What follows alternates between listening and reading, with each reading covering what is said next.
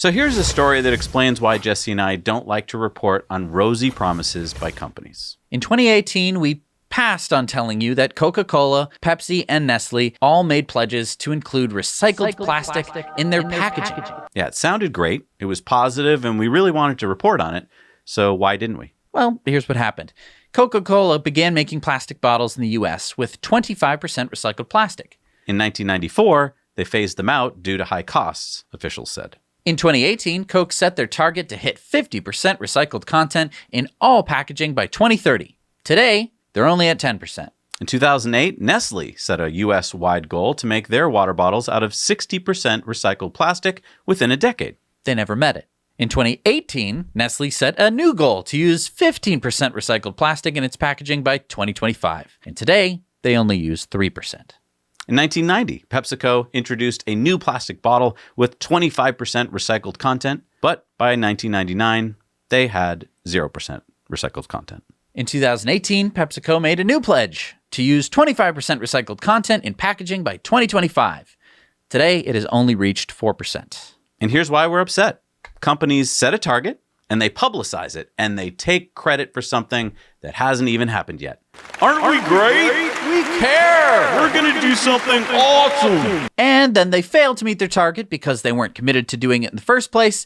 And then they come out with a new publicized goal. We're going to reach 25%! Isn't that awesome? Woo! Go us! And then they fail to meet that goal. And that's what we're so upset about. We keep hearing about all these stories about like, oh, we're moving. Our goal is going to be by 20. And it's like, cool. It's like you're cashing in this check that you never had the money for to begin with, and then you proceed to not earn that money. But you still, to the public's eyes, like, they keep setting all these goals. I can't remember what happened 4 years ago, but it was something good, and they're doing something good now. It's like they didn't do anything good. They just said that they would twice, and they didn't do anything. And that kind of leads to this next story. We've been advocating that all of us pull our money out of banks that finance polluters and the fossil fuel industry. So, did we win a battle here?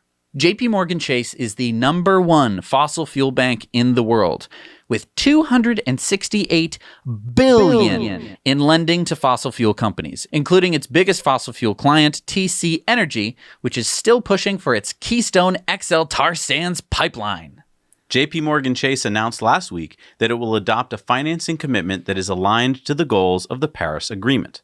JP Morgan Chase will share more details in its next climate report coming out in the spring of 2021. Oh, yay! This is so great! Oh, they're going to adhere to the Paris Climate Accords. It's so good. What a good thing that they said. But let's hear from Rainforest Action Network's Climate and Energy Program Director, Patty McCulley. He said JP Morgan Chase's announcement is a welcome step forward and a sign that the bank is feeling the heat from all sides, from the climate movement to investors. It is a bad day for the long-term prospects of the fossil fuel industry when the world's biggest bank sets itself on a course that logically means that it must slash its exposure to and eventually exit the sector. But vague hand-waving in the direction of Paris alignment doesn't make it so. Real Paris alignment requires common-sense steps that the bank simply has again refused to take. If JP Morgan Chase is serious about aligning with Paris, it must immediately stop financing expansion of fossil fuels and deforestation.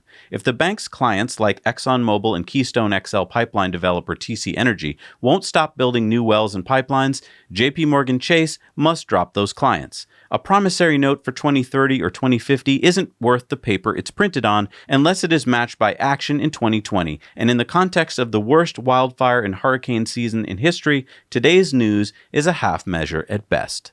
And so I just want to remind everyone that we don't have to rely on these big banks to make the right move. You are in control of your money. You can move it to a bank that's already doing the right thing. We made a whole in-depth that gave a big list of banks that you can switch your money to make a huge difference for free.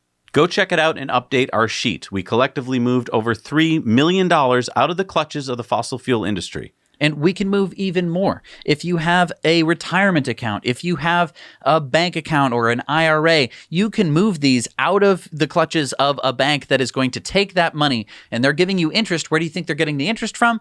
They're getting it from fossil fuel companies. You can move it to a different bank where they are going to be financing completely different things. Hey everybody, thanks so much for watching Now You Know Clips. You can watch full episodes of Tesla Time News on Mondays and in-depths on Fridays. Just click the link down below to head over to the Now You Know channel.